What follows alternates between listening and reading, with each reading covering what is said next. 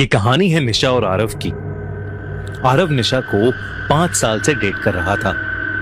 निशा एक राइटर थी और उसे पुराने खंडरों में जाना, रोंगटे खड़े कर देने वाली कहानियां सुनना और रहस्यमयी जगहों में बहुत दिलचस्पी थी। और वहीं आरव, उसका बॉयफ्रेंड, एक फोटोग्राफर था जो हर चीज को अपने कैमरे में कैद करना चाहता था। 2 दिन बाद निशा का बर्थडे था। आरव ने प्लान बनाया कि वो निशा को एक सुंदर से जंगल में तारों के नीचे कैंपिंग करवाएगा। निशा चाहती थी कि उसके दोस्त भी चलें, पर आरव का कहना था कि ये ट्रिप सिर्फ उन दोनों के लिए होनी चाहिए, क्योंकि तब तक आरव को अंदाजा भी नहीं था कि ये ट्रिप उसकी जिंदगी बदल देगा। शाम के 4 बजे आरव अपनी गाड़ी लेकर निशा के घर पहुंचा। वो लोग एक शॉर्ट रोड ट्रिप के साथ कैंपिंग और ट्रैकिंग करने वाले थे। दोनों इस ट्रिप के लिए एक्साइटेड दिख रहे थे। करीब 2 घंटे के सफर के बाद वो एक अजीब से गांव के पास पहुंचे, जिसका नाम था रुधिरपुर। जैसे ही गाड़ी उस गांव के अंदर घुसी, निशा का मन बेचैन सा हो गया।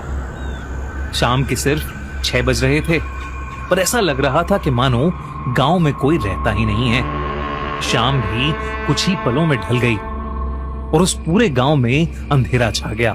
सबसे अजीब बात यह थी कि उस गांव के हर घर के बाहर मशालें जल रही थीं और हर घर का दरवाजा खून सा लाल था। दरवाजों पर काले रंग से कुछ अजीब से मंत्र लिखे हुए थे। निशा का दिल बैठने लगा और अचानक आरव ने जोर से ब्रेक मारा। क्या हुआ आरव, गाड़ी क्यों रोकी? निशा ने घबरा कर पूछा। आरव ने बिना कुछ कहे अपना कैमरा उठाया और गाड़ी से बाहर निकल गया। वो बाहर के घरों की तस्वीरें ले ही रहा था कि उसके कैमरे के सामने एक बौखलाई हुई हालत में बूढ़ी औरत आई जो लाल जोड़े में थी। उसने आरव से कहा, बंगले से बारात निकलने वाली है, जल्दी से छुप जाओ। आरव उसे देखकर डर गया। वो कुछ पूछ पाता इससे पहले ही वो बूढ़ी औरत मानो हवा में कहीं गायब हो गई। आरव जब पीछे मुड़ा तो उसने देखा कि निशा गाड़ी में है ही नहीं, और तब उसे जो दिखा वो देखकर उसकी रूह कांप गई। सामने निशा एक आदमी का हाथ थामे धीरे धीरे अंधेरे की तरफ बढ़ रही थी। वो आदमी किसी दूल्हे की तरह तैयार था। उसका चेहरा सेहरे से ढका हुआ था और हाथ से खून टपक रहा था, और उसके आसपास दुल्हन के जोड़े में कई सारी औरतें कुछ मंत्र पढ़ रही थीं। आरव निशा को रोकने के लिए चिल्लाया कि तभी अचानक उसके कंधे पर किसी ने हाथ रखा।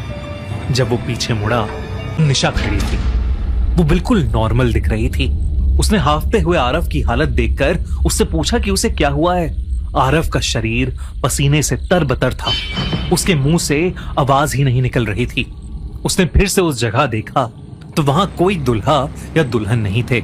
उसने निशा से पूछा कि वो कहां थी, क्योंकि वो उसे आवाजें दे रहा था। निशा ने अपनी उंगली गांव से थोड़े दूर शुरू होते जंगल की ओर दिखाई।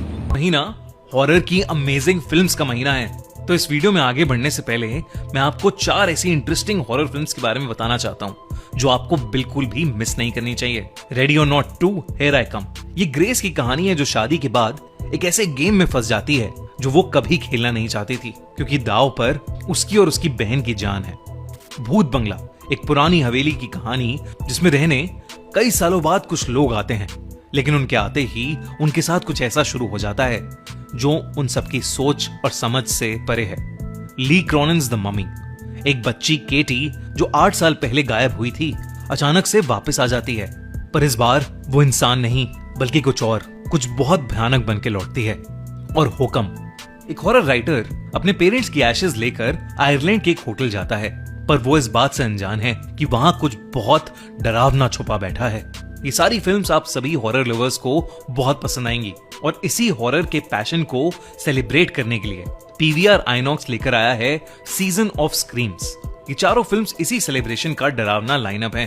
साथ में आपके लिए एक अमेजिंग ऑफर है। कुछ लकी विनर्स को जो इस लाइनअप की पहली 3 फिल्म्स देखेंगे, उन्हें मिलेगा एक कॉम्प्लीमेंट्री ड्रिंक और पॉपकॉर्न कॉम्बो, जिसका मजा वो हुक्म देखते हुए उठा सकते हैं। अगर आप बड़े पर्दे पर हॉरर का थ्रिल फील करना चाहते हो तो अभी जाओ और सीजन ऑफ स्क्रीम्स की फिल्म्स का मजा उठाओ। चारों की चारों हॉरर मूवीज देख डालो।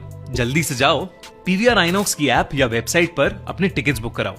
और बोला, अरे वो देखो, वो बंगला दिखाई दे रहा है। मुझे लगा वहां वॉशरूम मिल जाएगा, मैं बस वही देखने गई थी। पर वो बंगला यहां से जितना पास दिख रहा है उतना है नहीं। बंगले पर नजर जाते ही आरव को कुछ अजीब सा महसूस हुआ। इतने अजीब से अंधेरे में, गुप्त गांव में, जंगल के बीच ये बंगला कहां से आ गया? आरव ने निशा को गाड़ी में बैठने को कहा और वो दोनों वहां से चल पड़े। थोड़ी दूर जंगल में आगे बढ़ने के बाद एक नदी के किनारे उन्होंने अपना कैंप लगाया। रात गहरी हो चुकी थी, सिर्फ बॉनफायर की आग की लपटें और आसपास का कुछ सन्नाटा था। निशा ने मजाक में कहा, तुम पूरी दुनिया की फोटो लेते हो, आज अपनी गर्लफ्रेंड की भी कुछ अच्छी फोटोज ले लो। आरव ने हंसते हुए कैमरा उठाया। आग की रोशनी में निशा का चेहरा चमक रहा था। आरव ने एक फोटो क्लिक की, फिर दूसरी, लेकिन जैसे ही उसने कैमरे की स्क्रीन पर फोटो देखी, वो सुन पड़ गया। हर फोटो में निशा के ठीक पीछे वही सेहरा पहना हुआ दूल्हा खड़ा था और हर फोटो में वो दूल्हा निशा के पास आ रहा था। आरव का सुन्न पड़ा चेहरा देख निशा ने उससे कैमरा छीन लिया। निशा ने फोटोज देखी और एकदम से खुश हो गई। फोटोज काफी सुंदर आई थीं। अब उसमें कोई दुल्हा नहीं दिख रहा था। आरव बेचैन हो चुका था, पर निशा को खुश देखकर उसने कुछ नहीं कहा। आरव की आंखें उसे जो दिखा रही थीं, उस पर उसका दिमाग यकीन ही नहीं करना चाहता था। रात को टेंट में आरव को नींद नहीं आई। उसने फिर से कैमरा चेक किया। अब जैसे ही उसने गांव की वो तस्वीरें देखी, उसके होश उड़ गए। हर लाल दरवाजे के बाहर वो दुल्हा खड़ा था। आरव ने डर के मारे अपना कैमरा दूर फेंक दिया। तभी उसे अजीब से मंत्र सुनाई देने लगे, वही मंत्र जो वो औरतें पढ़ रही थीं। इस बार वो मंत्र टेंट के बिल्कुल बाहर से आ रहे थे। आरव डरते हुए टेंट से बाहर निकला, पर दूर दूर तक वहां कोई नहीं था। वहां फिर से उसे वही बड़ा सा बंगला दिखाई दिया, जिसकी तरफ गांव में निशा ने इशारा किया था। पर वो खंडर सा दिखने वाला बंगला अब रोशनी से जगमगा रहा था, जैसे वहां कोई बहुत बड़ा जश्न चल रहा। कुछ देर बाद आरव को भी नींद आ गई। अगले दिन सुबह आरव ये सब बातें भूल चुका था। वो निशा के साथ ट्रैक पर चला गया, कई तस्वीरें खींची और साथ में बहुत अच्छा टाइम स्पेंड किया। शाम ढल चुकी थी और अंधेरा फिर से हो चुका था। ट्रैक से वापस आते हुए उन दोनों को वो गांव का बंगला चमकते हुए नजर आ रहा था। उन्होंने सोचा कि आज वो दोनों उस बंगले के पास जाकर देखेंगे। जब वो उस बंगले के पास पहुंचे तो वो बंगला किसी राजमहल जैसा सजा था। बंगले का दरवाजा खुला था, इसलिए वो उस बंगले के अंदर चले गए। लेकिन अंदर कदम रखते ही उनकी आंखें फटी की फटी रह गईं। वहां 56 भोग चांदी की थाली में परोसे थे, पर खाने वाला एक भी इंसान नहीं था। पूरा बंगला खाली था, सिर्फ हवा में मरे हुए फूलों की गंध थी। निशा को बहुत डर लग रहा था। उसने आरव को वहां से जल्दी निकलने को कहा। तभी उस बंगले का भारी दरवाजा जिससे वो अंदर आए थे, वो अपने आप बंद हो गया।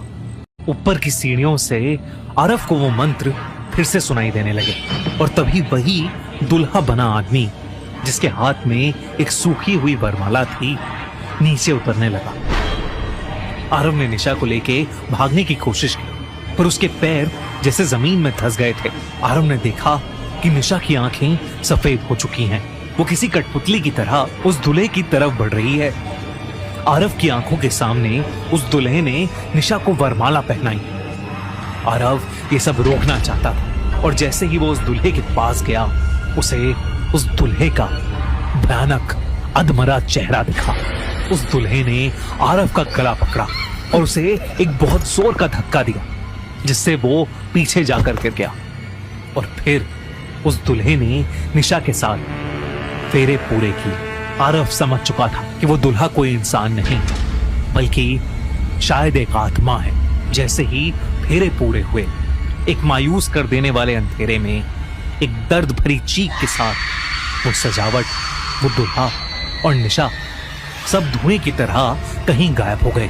आरव को अपनी आंखों पर यकीन ही नहीं हो रहा था। वो उस खंडर के बीच अकेला खड़ा था। उस बंगले के दरवाजे अब खुल चुके थे। आरव बाहर भागा और निशा को हर जगह ढूंढने लगा। वो उस गांव के अंदर गया। उसने हर दरवाजे को पीटा, पर कोई बाहर नहीं आया।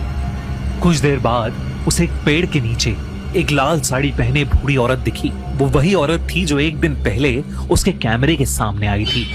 आरव उसे देखते ही उसके पैरों में गिर पड़ा। उसकी बात सुनकर उस बूढ़ी औरत ने बताया कि उस बंगले के अंदर एक वैशी शैतान था जिसे आरव ने फिर से जगा दिया है। उसने बताया कि सालों पहले उस बंगले में एक बहुत ही घिनौना जमींदार था जो हर अमावस को एक नई लड़की के साथ जबरदस्ती शादी करके उसको पहली रात ही मार देता था और वो शैतान को उसकी बलि चढ़ाता था ताकि वो काली शक्तियों से अमर बन जाए। गांव वालों ने अपनी बेटियां बचाने के लिए उसे उसके बंगले समेत जला दिया था, पर उसकी आत्मा को उस बंगले से कोई नहीं निकाल पाया। वो हर अमावस पर उस बंगले में अपनी दुल्हन का इंतजार करता है और आज अमावस थी। उसने निशा को चुन लिया और जो एक बार उस बंगले की दुल्हन बन गई वो कभी वापस नहीं आती। ये सुनकर आरव पूरी तरह टूट चुका था।